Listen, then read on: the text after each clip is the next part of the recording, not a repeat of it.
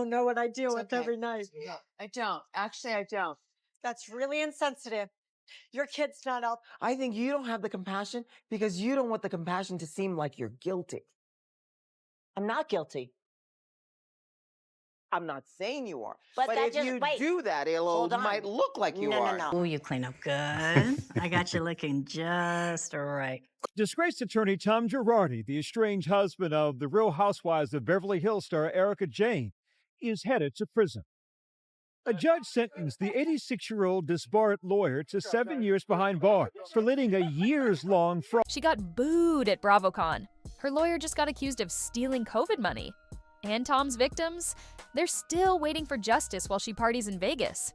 Erika Jayne's nightmare is spiraling out of control, and the new allegations will make your blood boil. You thought Erika Jayne's story was over when Tom Girardi went to prison in June 2025? You thought wrong. Because just this month, explosive court documents revealed her own attorney allegedly stole millions in pandemic relief funds to finance her legal defense. Tom's victims are crying out for justice. And Erika? She's launching a DJ career and dating a man nicknamed Shrek. The audacity is breathtaking, and what I'm about to reveal will shock you. Before we talk about what's happening now, you need to understand who Tom Girardi hurt, because these aren't just numbers on a legal document. These are real people whose lives were destroyed. October 2018. Lion Air Flight 610 crashes off the coast of Indonesia. All 189 passengers die. It's a Boeing 737 MAX that had known safety issues. Boeing knew the plane was faulty and put it in the sky anyway. Within weeks of the crash, Tom Girardi's representatives arrive in Jakarta. They're knocking on doors of grieving families, handing out glossy brochures about how Tom is one of the best attorneys in America, how he's won billions for his clients, how he'll get them justice. Septiana Damayanti lost her husband in that crash. She was left alone with 2 daughters, ages 5 and 3. She trusted Tom. She signed with his firm. Tom secured millions in settlements from Boeing. The money was wired to his accounts in February and March 2020. And then, Septiana waited. And waited, and waited. The money never came. At least $3 million that was supposed to go to Lion Air widows and orphans disappeared into Tom's accounts. He used it to pay other victims in what prosecutors called a classic Ponzi scheme, using new settlement money to pay old debts, robbing Peter to pay Paul. Septiana told reporters, "This is rightfully ours, not Girardi's. I'm exhausted. I thought I could use the settlement money for the children. At least they could have gotten a good education. Her daughters are now teenagers. They never got that money." Then there's Rizky, who lost his father, a judge, in the crash. His father was the oldest son who supported Esiek's siblings, plus his own wife and children. Rizky said, "I need to replace that. I need to continue his legacy. For my little brother, we need to pay for his tuition. For my mother, we need money for her daily expenses." They received nothing. There was another victim, Kathy Rugomez. Her teenage son was catastrophically burned in a 2010 gas explosion. The settlement was $53 million. Tom stole most of it. The family ultimately received just $2.5 million out of $53 million. Think about that. A burned teenager waiting for medical treatment money, and Tom took it to buy Erika diamond earrings. In June 2022, Tom was ordered to pay $2.3 million in restitution to orphans and widows. He was fined $35,000, he was disbarred, and in June 2025, at age 86, Tom Girardi was sentenced to 87 months in federal prison. That's over 7 years. For a man with Alzheimer's living in a memory care facility, it's a life sentence. But here's the gut punch. Even with Tom in prison, the victims still haven't been made whole. The money's gone, spent on private jets, luxury cars, golf memberships, and over $25 million on Erika's entertainment company, EJ Global. $25 million of stolen client money went directly to fund Erika's music career. Fast forward to November 2025, just days ago. A federal lawsuit drops in Florida that absolutely explodes Erika's defense. The target? James Wilkes, her longtime friend and attorney. The man who's been defending her in multiple lawsuits. The man once rumored to be romantically involved with her. The allegations are devastating. According to court documents, James Wilkes obtained 2 Paycheck Protection Program loans during the pandemic. Remember those? COVID relief funds meant to help small businesses keep employees on payroll during lockdowns. First loan, $2,393.79. Second loan, $2,000. Total, over $4.3 million in taxpayer money. But here's the problem. The lawsuit alleges Wilkes lied about how many employees his law firm had. He claimed he had 40 more full-time positions than he actually employed.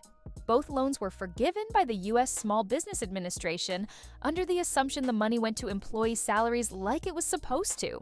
It didn't. The lawsuit states that the source of the funds that Wilkes used to pay, invest in, or loan Erika Jayne and her team, and to pay attorneys to defend Erika Jayne and team in other lawsuits, were 2 COVID loans. Let that sink in. COVID relief money meant for struggling businesses trying to survive a pandemic, allegedly used to finance Erika Jayne's legal defense and lifestyle.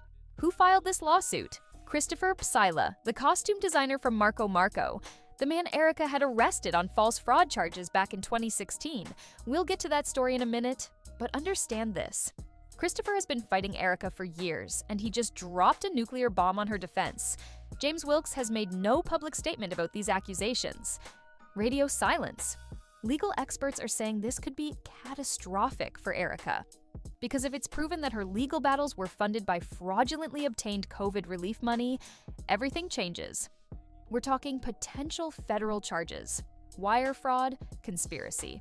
The kind of thing that sends you to prison next to Tom. To understand why Christopher Psylla just sued James Wilkes, you need to know what Erika did to him back in 2016, because this story is dark. Christopher Psylla and his partner Marco Morante run Marco Marco, a costume design company. Between 2014 and 2016, they created elaborate, expensive custom outfits for Erika's performances, the kind of pieces you see in her music videos and stage shows. Erika loved their work. She placed 132 separate orders totaling approximately $934,000. She gave them her American Express card and told them to charge it. Christopher tried to show her invoices. She declined to review them. She just said, "Charge the card." Then in December 2016, everything exploded. Erika suddenly questioned the charges, claimed Christopher overcharged her by $900,000, and then she did something absolutely shocking. According to the lawsuit, Tom Girardi paid a $7,500 bribe to a Secret Service agent to open an investigation into Christopher. This agent was Tom's friend. Tom had represented him in a civil case. The Secret Service sent Erika to wear a hidden recorder at a meeting with Christopher on December 14, 2016. They wanted her to get him to confess to fraud. Christopher didn't admit fault because he didn't do anything wrong, but he promised to make things right because he was scared and confused. Erika and Tom then filed claims with American Express, which refunded them almost $800,000. And then, Christopher was indicted on federal charges of wire fraud and aggravated identity theft. His life imploded. His business nearly collapsed. He couldn't get work. His reputation was destroyed. He spent years fighting these charges, racking up massive legal bills.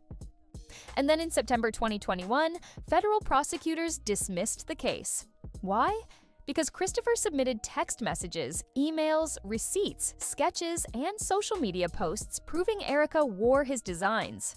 The charges were bogus. The whole thing was a setup.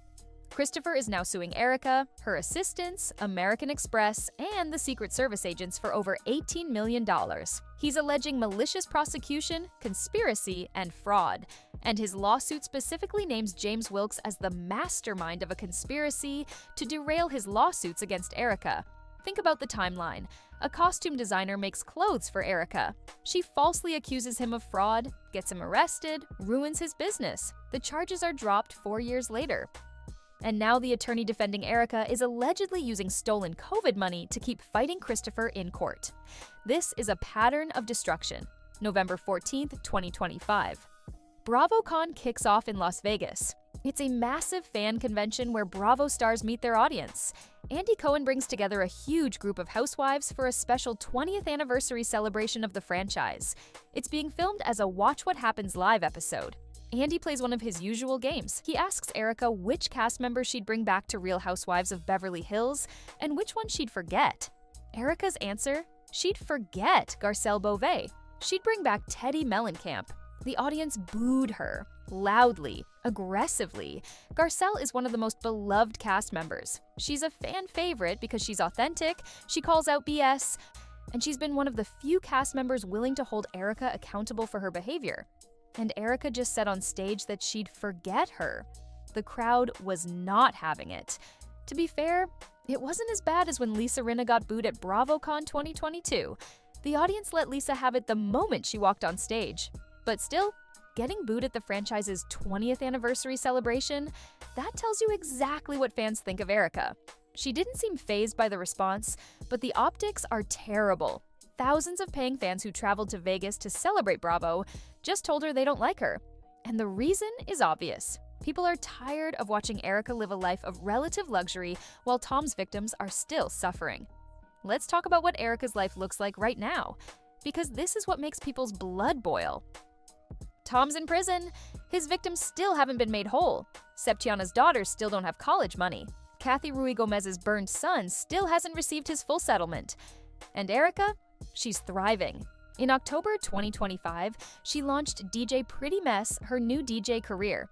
She announced her first appearance at Palm Springs Pride Weekend on November 8th at Hotel Zoso. She posted on Instagram, "I'm so thrilled to announce that I will be making my first appearance back behind the decks." She wrote, "Music has always been my constant, my first love, my escape, my heartbeat."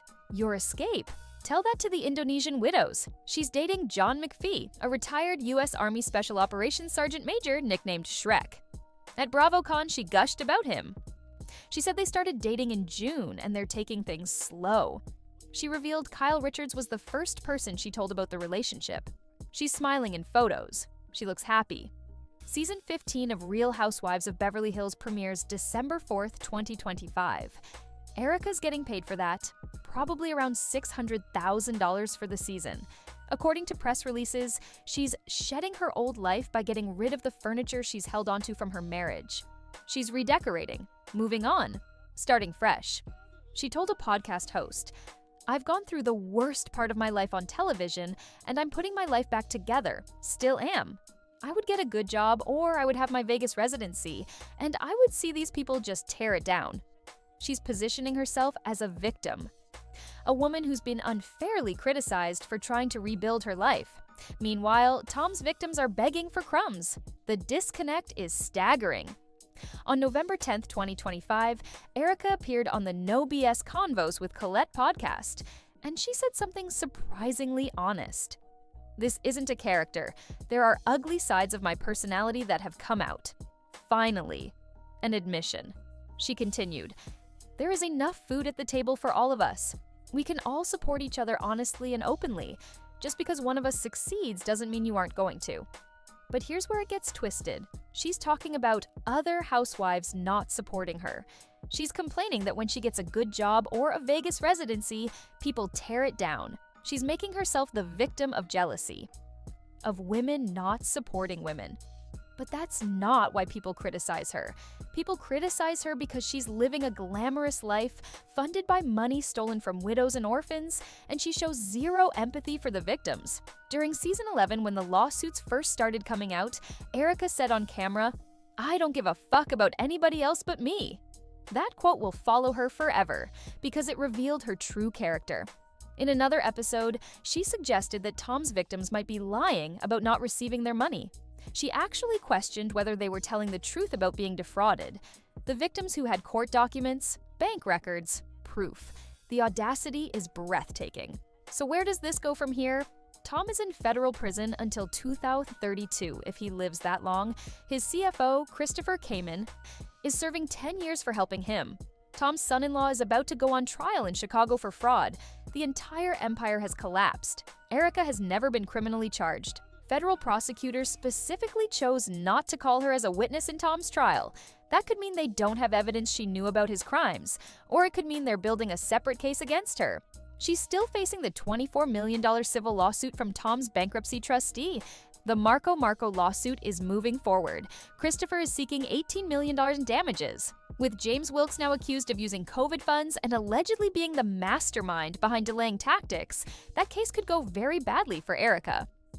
And now there's the big question. Will federal prosecutors investigate James Wilkes for the alleged COVID relief fraud? Because if they do, and if they find evidence that Erika knew her legal defense was being funded by fraudulently obtained PPP loans, she could be charged. Wire fraud, conspiracy, potentially years in federal prison. Legal analysts are already speculating. Some say the lawsuit against Wilkes is strategic pressure to force Erika into settling other cases. Others say it's the beginning of a much larger criminal investigation.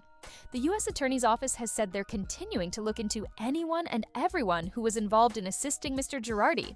That includes Erika.